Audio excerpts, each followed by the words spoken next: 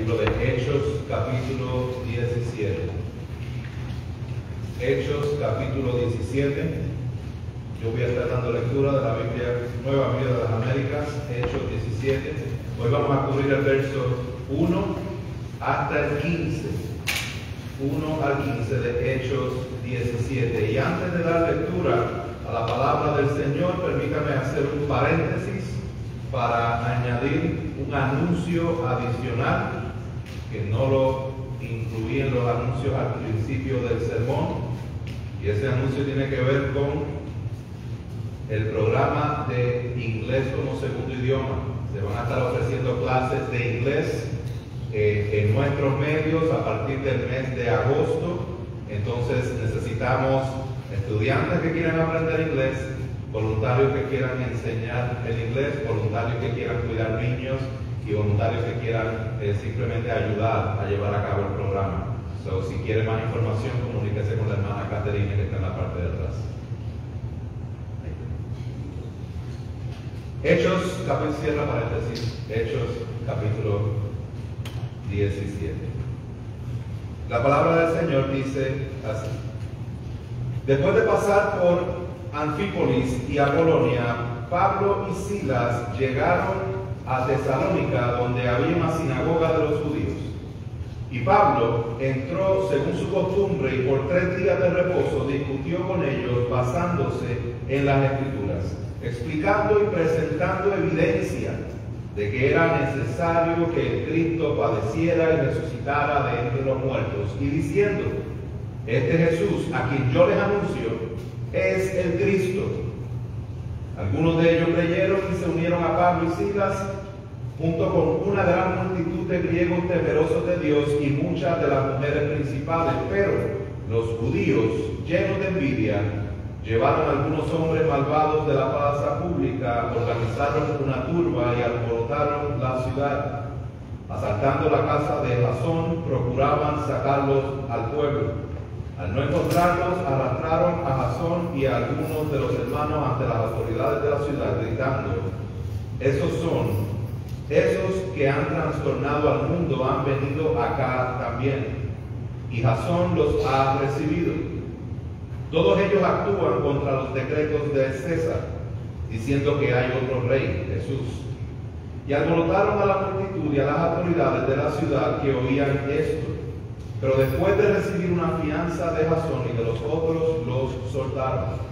Enseguida, los hermanos enviaron de noche a Pablo y a Silas a Berea, los cuales, al llegar, fueron a la sinagoga de los judíos. Estos eran más nobles que los de Tesalónica, pues recibieron la palabra con toda solicitud, escudriñando diariamente las Escrituras para ver si estas cosas eran así. Por eso muchos de ellos creyeron, así como también un buen número de griegos, hombres y mujeres de distinción.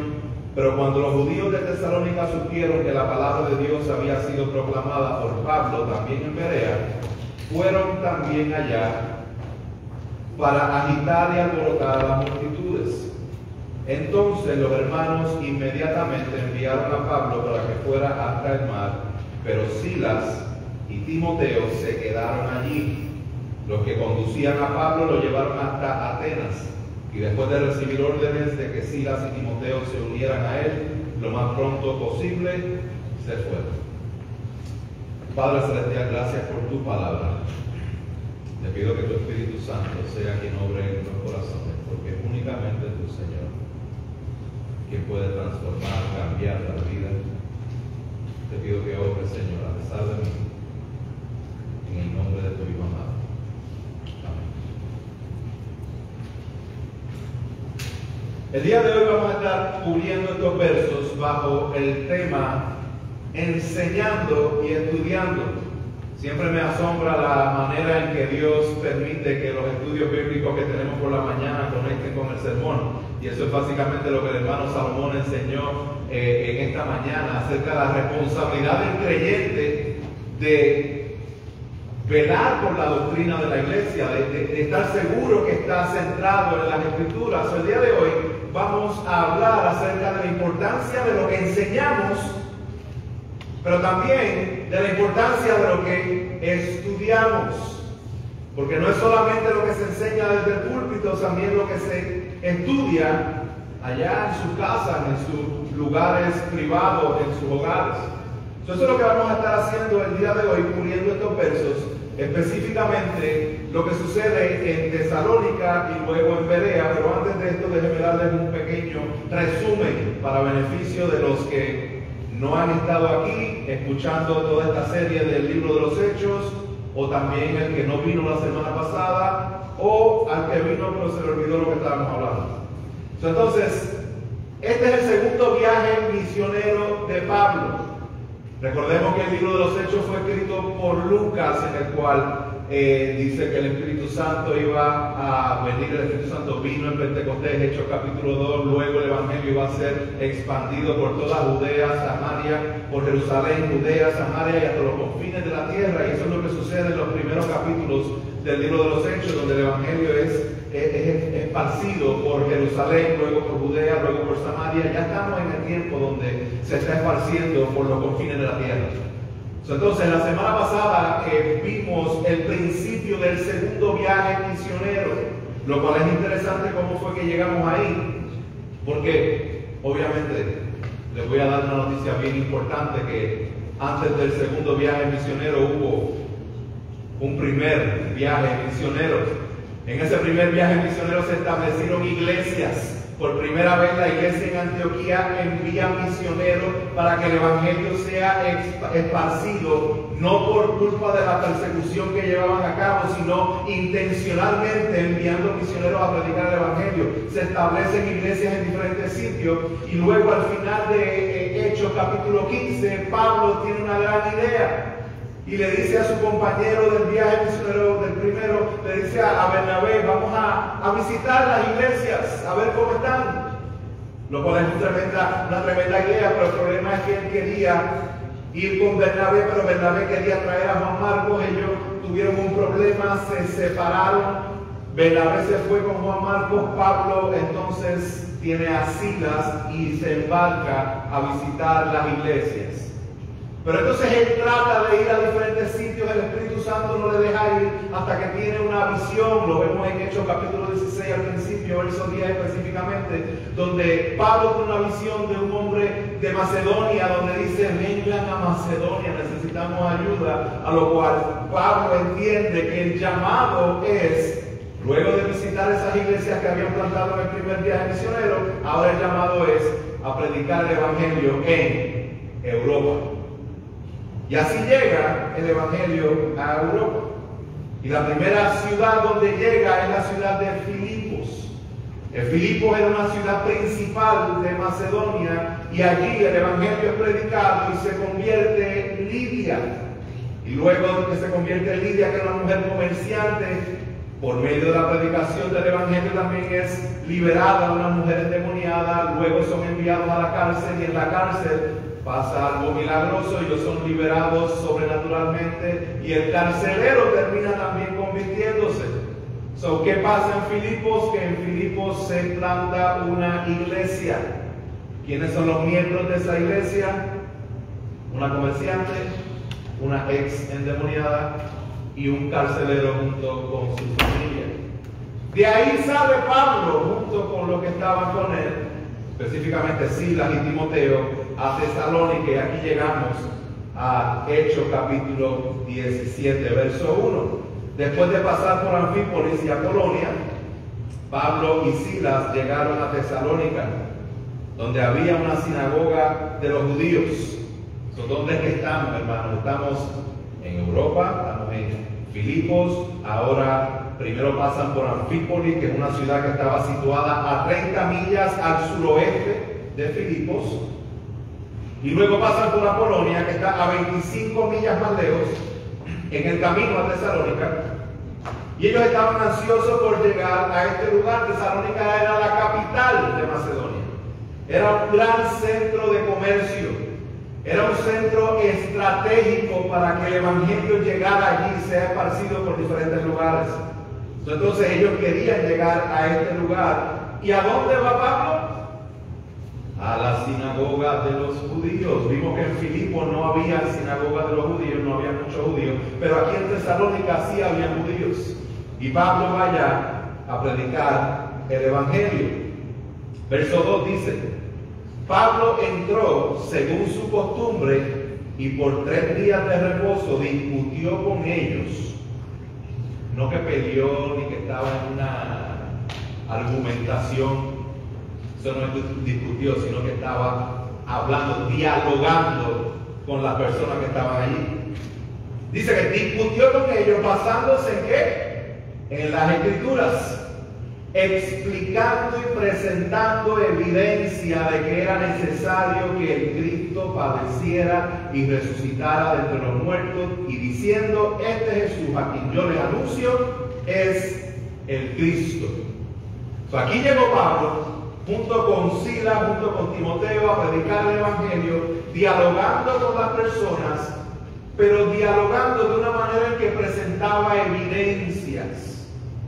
evidencias específicas acerca de Cristo. Y hay 2 cosas precisas que Pablo estaba presentando aquí. 2 cosas. La primera es que era necesario que el Cristo padeciera y resucitara de entre los muertos. Los judíos estaban esperando un Mesías, un Cristo, un Mesías, un Cristo que viniera a salvarles. Pero ellos venían aún o esperaban a un Mesías o Cristo que viniera a salvarles políticamente o militarmente, a la fuerza. Alguien que venga con todo su esplendor, con toda su fuerza, ¿verdad? Donde ellos puedan ver, Él es el Rey que viene a liberarnos de la opresión política, no necesariamente del pecado. Ahí es que está el detalle. Ellos esperan a un Mesías, pero el Mesías que esperaban no era un Mesías que tenía que sufrir. Y lo primero que Pablo empieza a argumentar con ellos, o a dialogar o a discutir con ellos, es que este Mesías tenía que sufrir, tenía que morir y tenía que resucitar.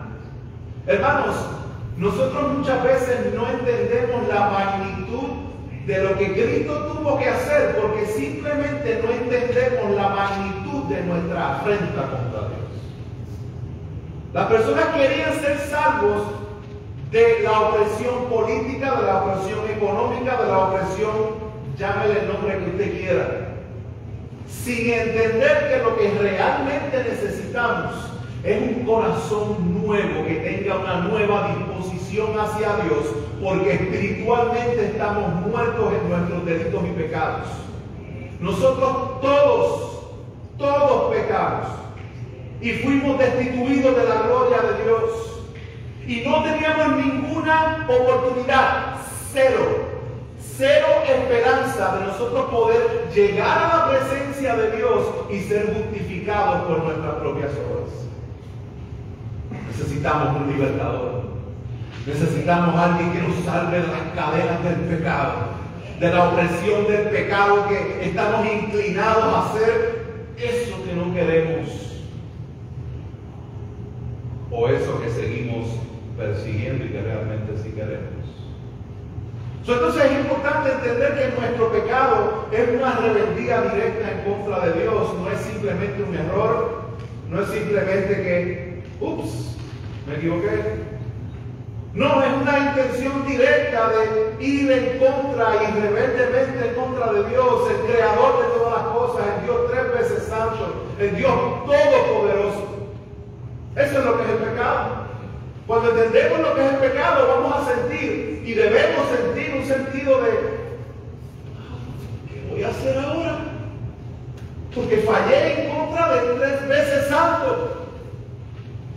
Y ahí es donde vemos la luz que alumbra como ninguna otra, la luz de Cristo, que nos recuerda una vez más que Cristo pagó el precio de nuestro pecado, que Cristo vino y se encarnó siendo Dios, vivió de manera perfecta, fue a la cruz ofreciéndose a sí mismo como sacrificio en propiciación por nuestros pecados, recibiendo el castigo de la justa ira y el justo juicio de Dios sobre él. Pero él, no teniendo pecado, resucitó al tercer día, venciendo la muerte y el pecado y llamándonos a que vengamos a él en arrepentimiento y fe. Él es la esperanza, él es la luz, él es la salida.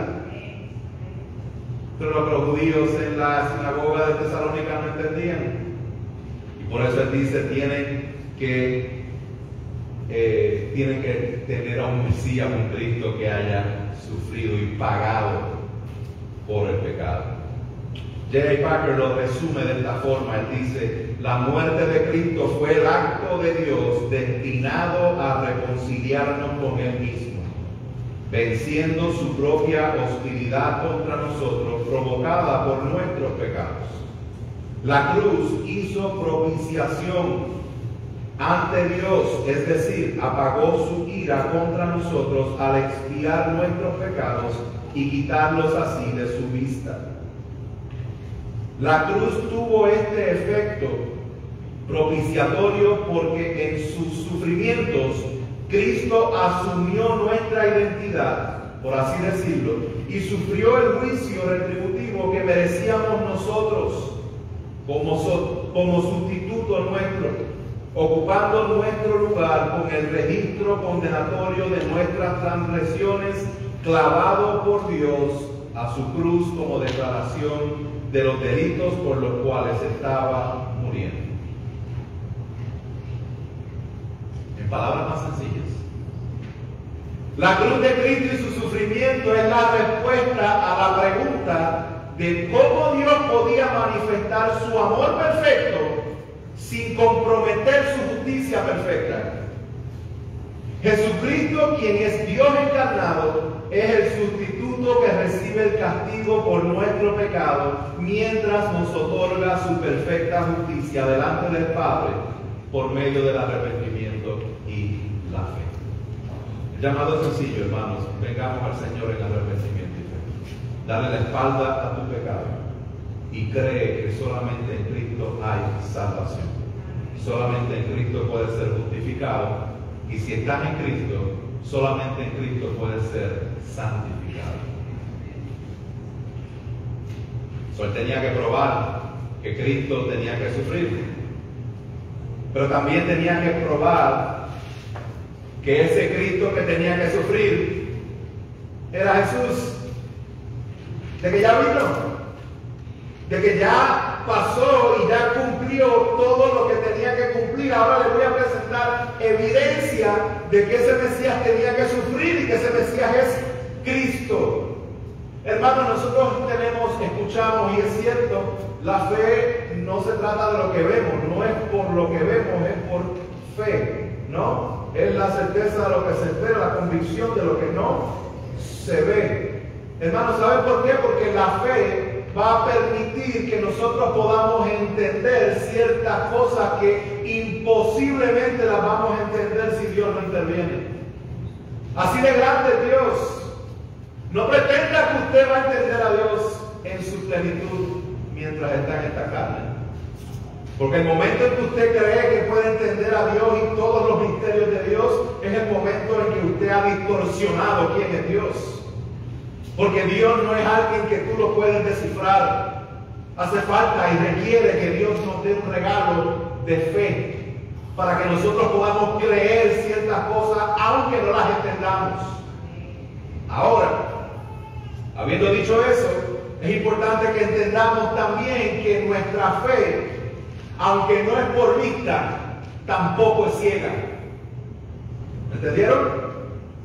La fe no es ciega y también requiere y demanda que usemos la razón.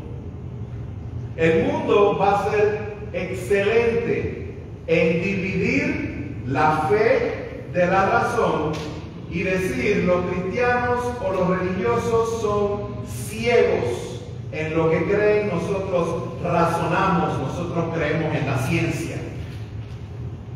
Pues sepa que la fe y la razón no están divididas, están completamente entrelazadas.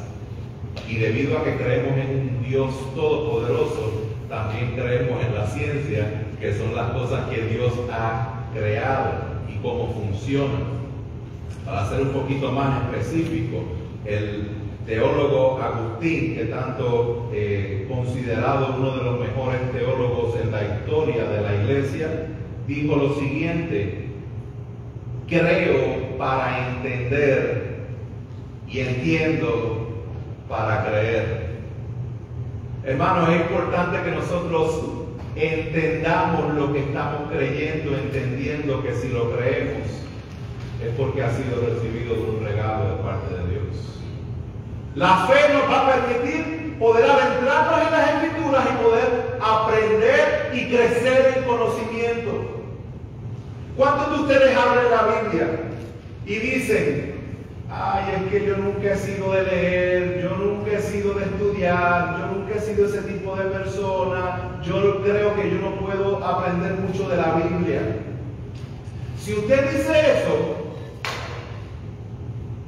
lo voy a afirmar, es cierto. Es cierto. Usted no puede aprender de Dios por sus propias capacidades. Aquel que dice: yo voy a estudiar y por mis propios méritos, porque yo soy un académico y yo soy una persona bien brillante con mi mente, le voy a decir también a esa persona que no, tampoco lo va a poder entender.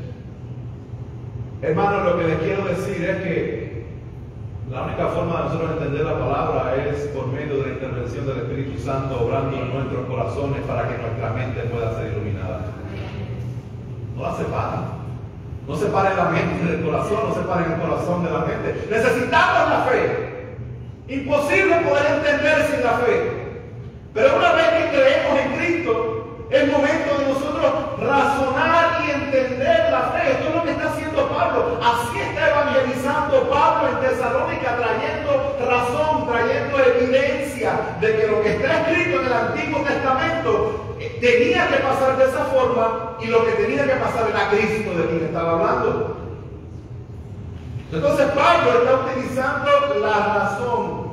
Él está claro que las personas únicamente podían entender y ser salvos por medio de la fe, pero usa evidencias, así como Jesucristo usó evidencias para hablarle a los dos discípulos de camino a Emaús, y le habló acerca de la palabra, de que Él es el que cumple todo eso. Así Pablo trae evidencia de que el Mesías sería descendiente de la tribu de Judá, de que nacería de una virgen, de que aparecerá después de que los judíos regresen a Israel, de que nacería en Belén, de que sería precedido por un mensajero, de que el Mesías entraría en Jerusalén mientras viajaba en un asno, de que el Mesías iba a sufrir y ser rechazado, de que el Mesías iba a ser traicionado por 30 piezas de plata, de que el Mesías sería herido, azotado y crucificado. Estas son las profecías que el Antiguo Testamento está anunciando de Cristo, y se dice que hay sobre 400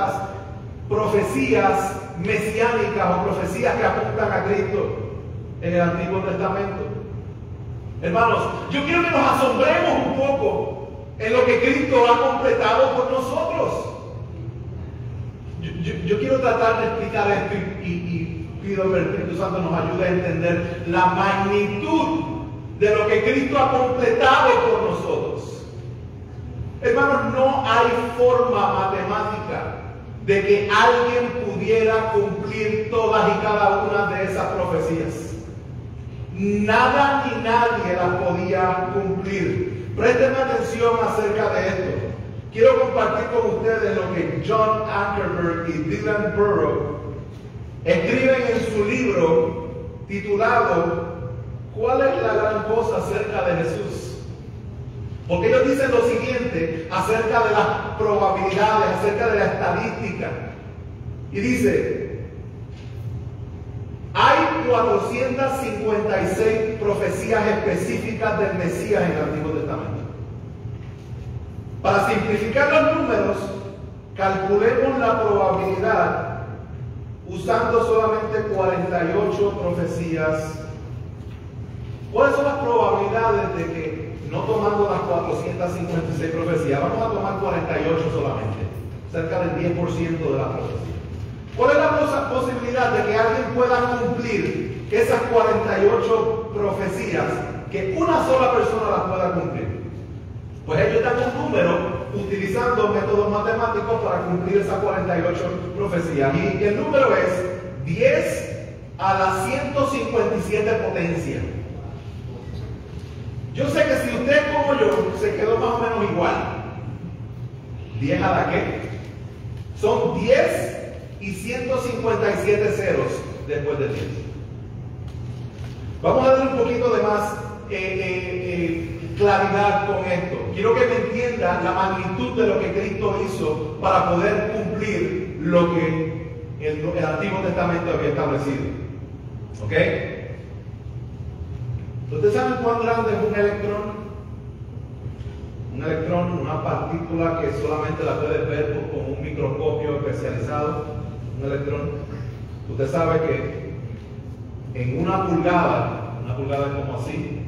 Una pulgada, si tiramos una línea recta de una pulgada, para contar los electrones que hay en una línea recta de una pulgada, nos tomaría aproximadamente 19 millones de años. ¿Verdad? Ahora, yo quiero que usted imagine una bola que la vamos a llenar de electrones, formada de electrones, muchísimos electrones. Y esa bola va a ser del tamaño de 6 billones de años luz. Así de grande es esa bola. 6 billones de años luz equivale a sobre 1000 trillones de kilómetros. Así de grande. ¿Ok? ¿Ya ven cuán grande es esa bola? Llena de electrones. Ahora imaginen, esto es lo que dice el autor, ahora imaginen trillones de esas bolas. Ya perdieron la cuenta, ¿verdad? Ahora imaginen encontrar un solo electrón en esas trillones de bolas. Esa es la posibilidad 1 en 10 a la 157 potencia. Esa es la posibilidad de que alguien pueda cumplir esto. Ellos dicen, esto no sucede ni por casualidad. El autor R.C. Sproul dijo lo siguiente: ¿cuánto dinero tuviese una persona que se gana la lotería 10 veces? Y él mismo contesta la pregunta diciendo, ninguno, porque estaría preso por hacer trampa. Nadie puede ganar la lotería 10 veces sin que haya trampa. Ganar la lotería es 1 en 176 millones las posibilidades. Él dice, así mismo es totalmente imposible que alguien pueda cumplir todas estas profecías que Jesucristo cumplió. Y les recuerdo, todos esos números y todo este ejemplo que le di es solamente tomando el 10% de las profecías. Hermanos, que la grandeza de Dios rompa nuestro esquema de la forma en que nosotros vemos a Dios. Dios no es como nosotros, hermanos. Dios no es un ser humano que nosotros podemos irnos de tú a tú con Él pensando de que Él nos debe algo a nosotros. No, Él es Dios supremo, creador de todas las cosas, infinitamente sabio y infinitamente poderoso. Y de esta forma nosotros debemos venir a Él postrados ante su presencia, y por eso es que debe rompernos el corazón cuando nosotros pecamos en contra de ese Dios tan grande. Pero asimismo podemos ver con grandeza y con humildad el gran amor de este Dios, enviando a Jesucristo para salvarnos y limpiarnos de nuestra afrenta y nuestro pecado en contra de Él. Así de grande es Dios. No lo hagamos más pequeño. Pablo está evangelizando utilizando la misma palabra de Dios, exaltando quién es Dios y trayendo evidencia. ¿Cuál es el resultado de esto? El resultado de esta presentación de Pablo del Evangelio a los tesalonicenses es el siguiente, verso 4. Algunos de ellos creyeron y se unieron a Pablo y a Silas, junto con una gran multitud de griegos temerosos de Dios y muchas de las mujeres principales. ¿Quiénes creyeron? Algunos judíos. Multitud de griegos temerosos de Dios, son los que estaban siguiendo a los judíos, pero no se comprometían completamente, y muchas mujeres principales. Vamos a ver un poquito más adelante la diferencia entre Berea y Tesalónica, como aquí algunos se convirtieron, mas en Berea muchos se convirtieron. Verso 5. Pero los judíos, llenos de envidia, llevaron a algunos hombres malvados de la plaza pública, organizaron una turba y alborotaron la ciudad. Asaltando la casa de Jasón, procuraban sacarlos al pueblo.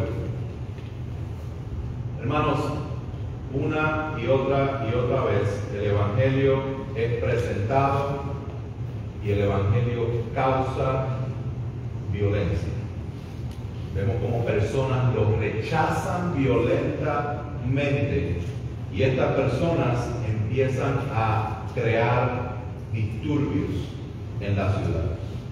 Esto es lo que nosotros vemos típicamente con aquellas personas que permanecen en rebeldía delante de Dios. Hoy día nosotros vemos esto constantemente, donde la verdad es oprimida, donde la verdad es restringida por personas que quieren seguir en la oscuridad. Romanos 1:18 dice: porque la ira de Dios se revela desde el cielo contra toda impiedad e injusticia de los hombres, que con injusticia restringen la verdad. Ahora, note que lo que Pablo estaba haciendo era predicar el Evangelio. Predicar el Evangelio. Mas sin embargo, mira la forma en que ellos están viendo lo que está sucediendo en el verso 6. Dice lo siguiente: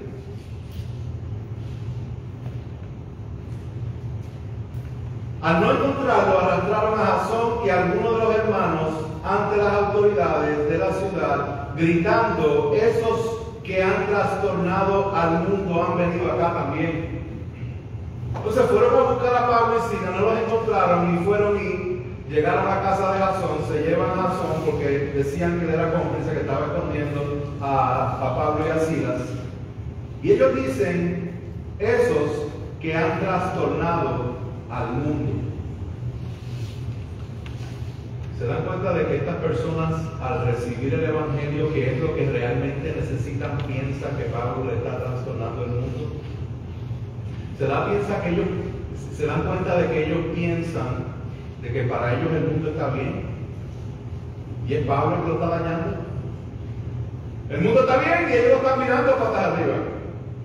Ellos están trastornando al mundo, a nuestro mundo que está tan derechito y tan limpio y tan perfecto.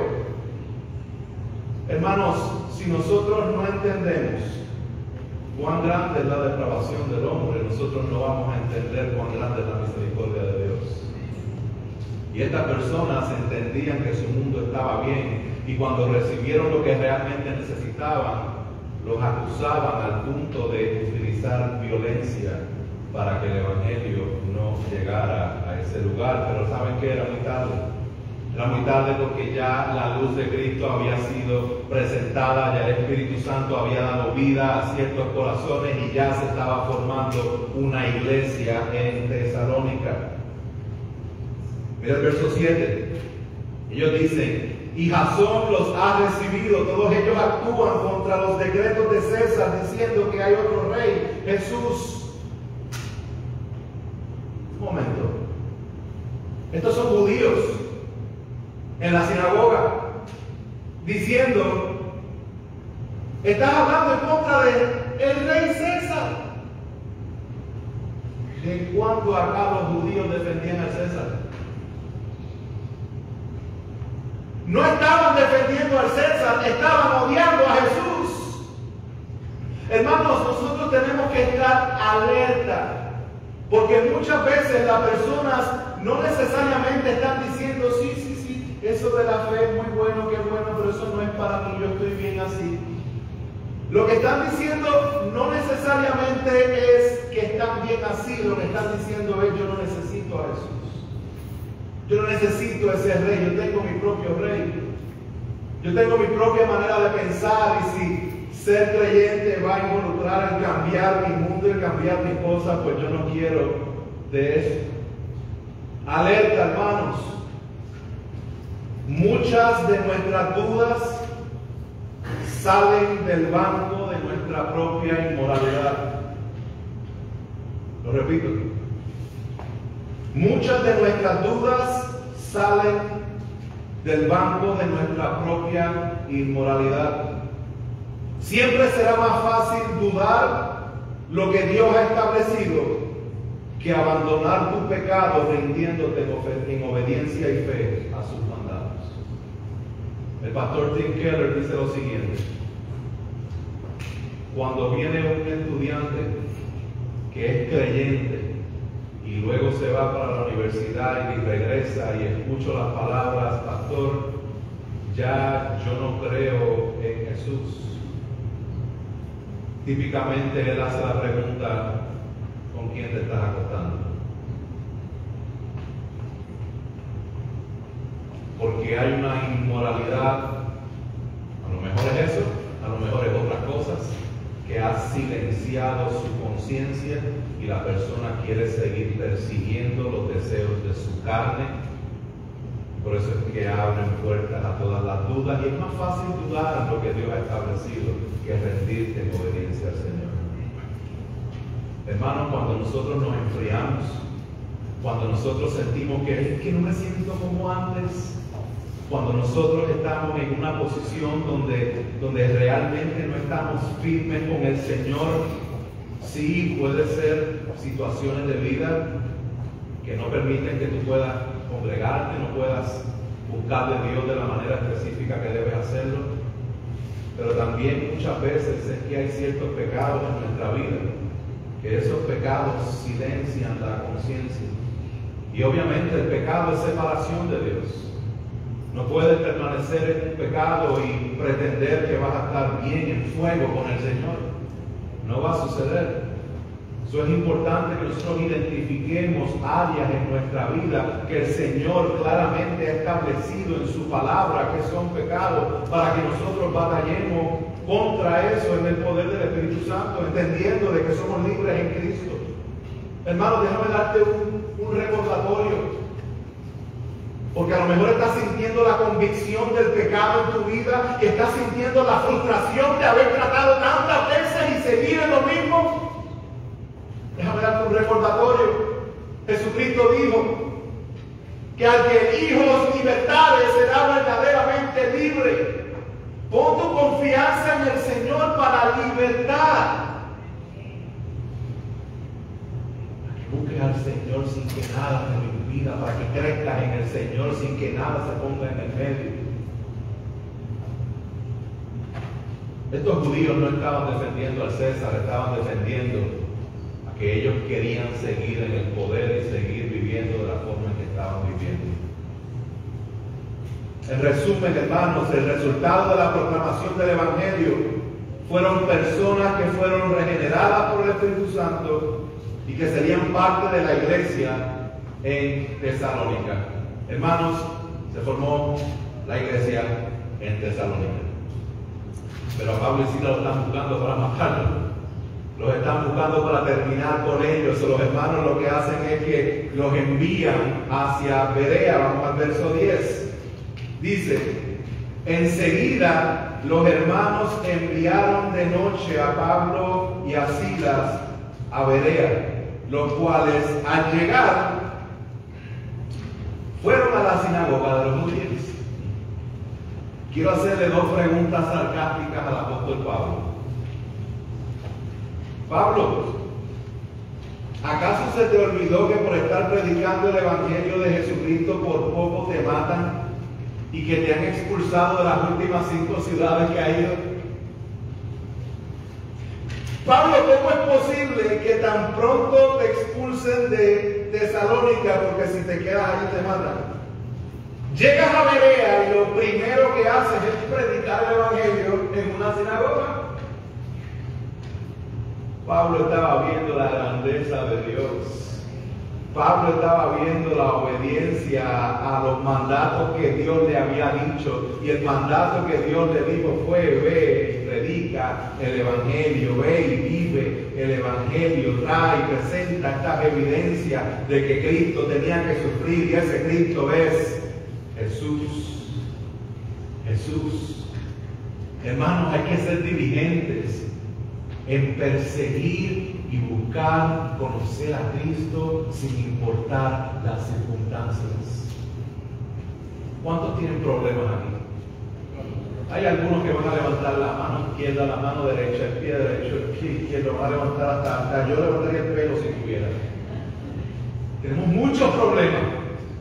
Y muchas veces permitimos que los problemas dicten nuestra obediencia a Dios. Cuando nuestros problemas muchas veces van a ser la plataforma que Dios permite en tu vida para que tú puedas manifestar que eres libre en Cristo y que hay esperanza únicamente en Cristo. ¿Cuáles son esos problemas ahora mismo en tu vida que estás utilizando a lo mejor como excusa para no seguir alimentándote en la palabra, pero que es la plataforma que Dios te está dando para que tú puedas alumbrar la luz de Cristo? Sí, arrepiéntete de estar usando excusas para no obedecer la palabra, darle la espalda a ese pensamiento, a esa manera de ver las cosas. Pero cree que el Señor Jesús en su infinita misericordia te está llamando una vez más a que vengas a Él, a que la luz de Cristo pueda alumbrar en ti.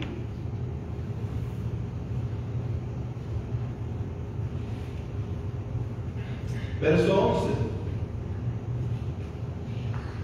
Dice que estos eran más nobles que los de Tesalónica, pues recibieron la palabra con toda solicitud, escudriñando diariamente las Escrituras para ver si estas cosas eran así.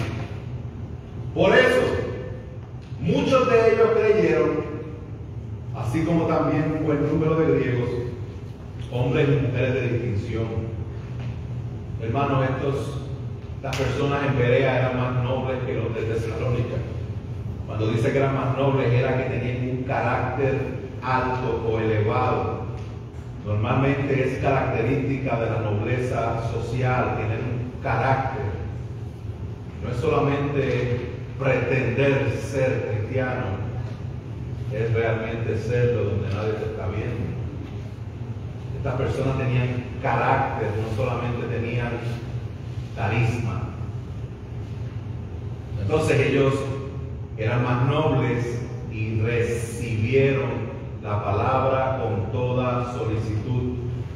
Recibir la palabra tiene que ver con la disposición o la disponibilidad del corazón con la que nos acercamos a lo que Dios ha dicho y establecido. Hermanos, nosotros tenemos que dejar de leer la palabra de Dios con sospecha. Usted sabe cuando usted le hacen una super oferta y usted dice, wow, eso es muy cierto para ser verdad. Y esa oferta está bien grande con palabras súper gigantescas, pero abajo hay unas letrecitas chiquitas. Y esas letrecitas chiquitas contradicen básicamente todo lo que había leído y te das cuenta de que no es cierto. Entonces cuando tú ves estas palabras, típicamente lo primero que levanta en ti es una sospecha. Y cuando empiezas a leer el documento, estás leyendo el documento tratando de ver dónde es que el documento está mal. Aquí es donde el documento está tratando de tomar ventaja de mí. Hermanos, esa no es la actitud de leer la Biblia. De ver dónde es que la Biblia está mal, a ver si voy a obedecer eso. Sí, eso lo obedezco, pero eso no lo obedezco, no estoy de acuerdo con eso. Hermanos, nosotros no estamos llamados a leer la Biblia para ver si estamos de acuerdo con Dios. Dios no está en un debate con nosotros a ver quién tiene la razón. Dios tiene la razón. Si usted no está de acuerdo con la palabra de Dios, lamento informarle que Dios está bien y usted está mal. Aplica a mí, nos aplica a todos. Esta es la palabra de Dios vivo, esta es palabra inspirada de Dios. Dios habla por medio de su palabra, no es nuestro papel en nosotros ver si esto es cierto o no es cierto. Esto es palabra de Dios. Dios es verdad. Entonces estos bereanos recibieron la palabra. Ahora, ellos no reciben la palabra con un espíritu de contienda. Sí, Judas dice en el verso 3 de que debemos contender por la fe. Sí, debemos contender por la fe con todos los falsos maestros. Claro que sí. Cuando estamos estudiando la palabra, nos adentramos aquí, no vamos a tener un espíritu de contienda. Hay personas que escuchan la palabra y rápido están buscando porque lo que quieren es contradecirte. No se trata de eso, se trata de recibir la palabra de Dios con gozo y estudiarla y poder decir, oh, tú no lo había entendido antes y ahora lo entiendo, está aquí en las Escrituras. ¿Cómo lo hacían? Lo hacían escudriñando la palabra diariamente. Diariamente. Me trae a la memoria lo que Jesús dijo acerca de ser su discípulo. ¿Se acuerdan? En Lucas 9:23, Jesús dijo, si alguien quiere seguirme, niéguese a sí mismo, tome su cruz cada día y sígueme. Y aquí vemos a los bereanos escudriñando la palabra cada día. Ese es nuestro llamado también, buscar al Señor, escudriñar la palabra, rendirnos a Él cada día, tomar nuestra cruz, arrepentirnos de nuestros pecados, creer en Él para la santificación cada día. ¿Cuál es el resultado de esto? Que muchos creyeron. Muchos creyeron. Un espíritu de sospecha, algunos creyeron. Un espíritu abierto y noble para recibir la palabra, muchos creyeron. En resumen, los creyentes debemos ser celosos en escudriñar, entender y comprender desde las Sagradas Escrituras todo lo que tiene que ver con nuestra fe. Mejor dicho, los cristianos somos responsables de verificar nuestras convicciones a la luz de la palabra de Dios. Esto es precisamente lo que hicieron los de Berea. Porque luego de que Pablo y Silas predicaron, ellos recibieron la palabra con toda solicitud, escudriñando cada día las Escrituras para ver si estas cosas eran así. Vamos a ver cuál es el resultado de las otras personas que no creyeron. Verso 13. Pero cuando los judíos de Tesalónica supieron que la palabra de Dios había sido proclamada por Pablo, también en Berea, fueron también allá para agitar y alborotar a las multitudes. En Tesalónica, los alborotosos de Tesalónica son los que vienen hasta Berea, 60 millas de distancia, para levantar el alboroto también en Berea. Entonces los hermanos inmediatamente enviaron a Pablo para que fuera hasta el mar, pero Silas y Timoteo se quedaron allí. Los que conducían a Pablo lo llevaron hasta Atenas. Y después de recibir órdenes de que Silas y Timoteo se unieran a él lo más pronto posible, se fueron. ¿Qué vemos en estos finales versos que estamos cubriendo el día de hoy? Vemos la típica oposición del incrédulo. El incrédulo siempre hará todo lo posible para que la palabra de Dios no sea expandida. También vemos la típica respuesta del creyente.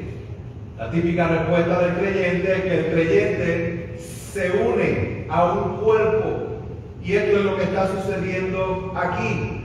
Se forma un cuerpo de creyentes que ahora tienen nuevas disposiciones en su corazón, son hospitalarios y sus vidas le pertenecen a Cristo.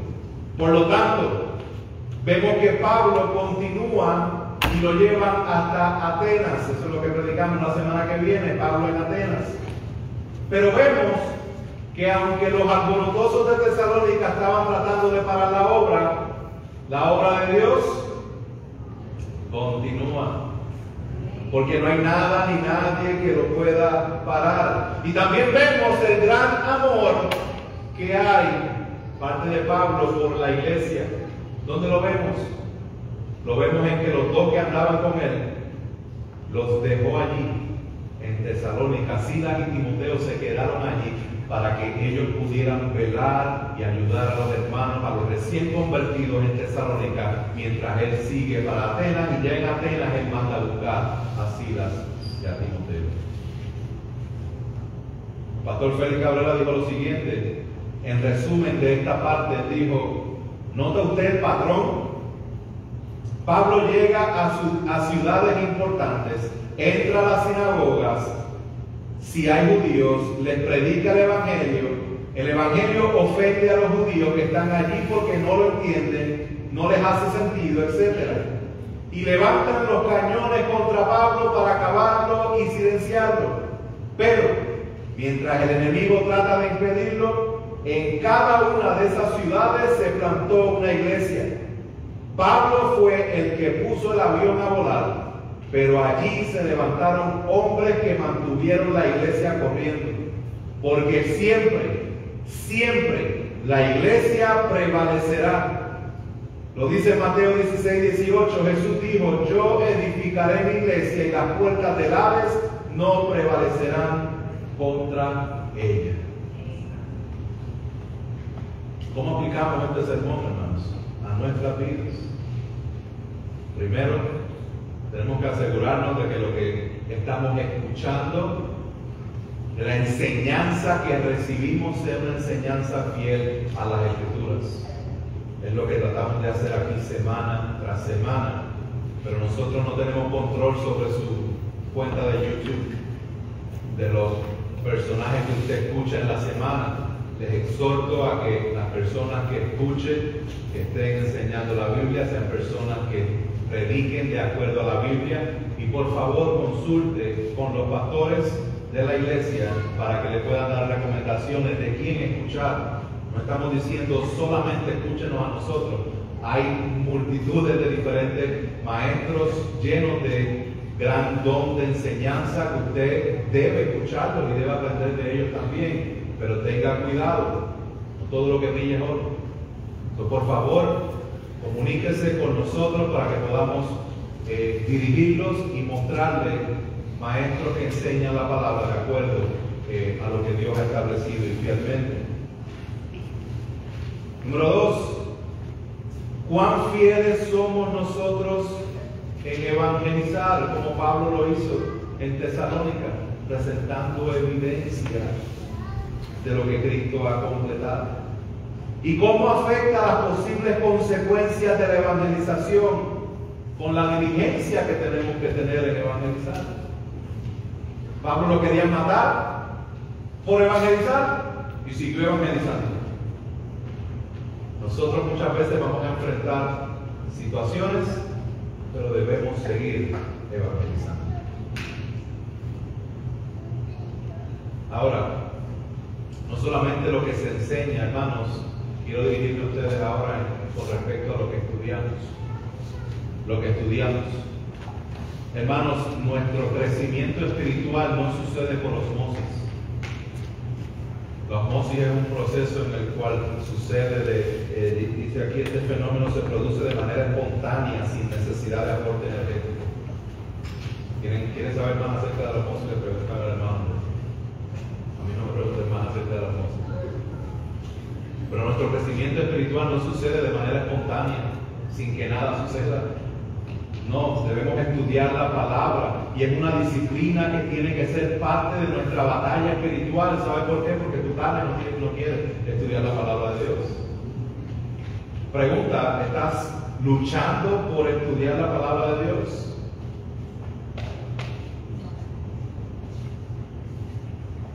Gloria a Dios. Si estás luchando por estudiar la palabra de Dios, gloria a Dios, qué bueno, sigue luchando. Y esa lucha va a seguir.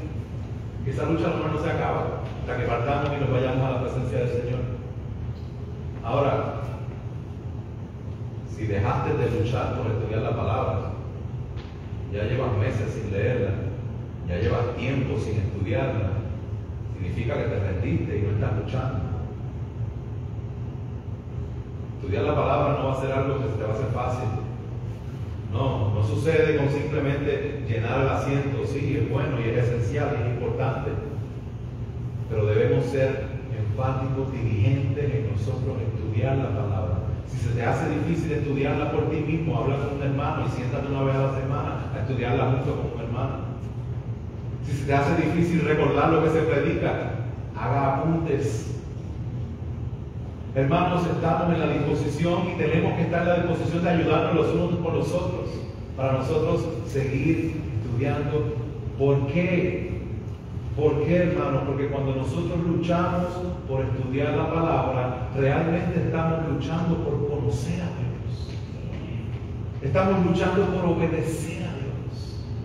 Y estamos luchando por darle la gloria a Dios. Y eso lo vamos a encontrar adentrándonos en las Escrituras. La obra de Dios a través de la iglesia continúa a pesar de las circunstancias. Y de igual forma, escúchame, con esto termino, la obra de Dios en tu vida también continúa a pesar de las circunstancias. Todas las circunstancias. Pongámonos de pie.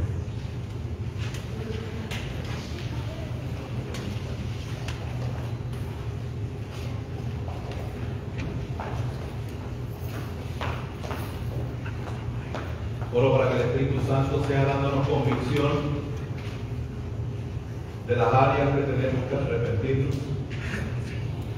y que vengamos al Señor Jesús dándole la espalda a nuestro pecado y creyendo que solamente en Él tenemos salvación y solamente en Él tenemos santificación. Que pongamos énfasis en lo que aprendemos, en lo que enseñamos y en lo que estudiamos. Que podamos rendirnos como los creyentes que creyeron en Tesalónica, pero que podamos recibir la palabra de Dios como esos creyentes de Berea. Padre, en el nombre de Jesús te pedimos que nos ayudes, que tu Espíritu Santo sea dándonos convicción de nuestro pecado, que sea apuntándonos a la obra redentora de Cristo. Ayúdanos a entender, Señor, que en ti somos libres. Que nos ayude, Señor, a luchar con todo lo que quiere interponerse en nosotros, poder aprender la palabra de Dios y poder conocerte por medio de la Biblia.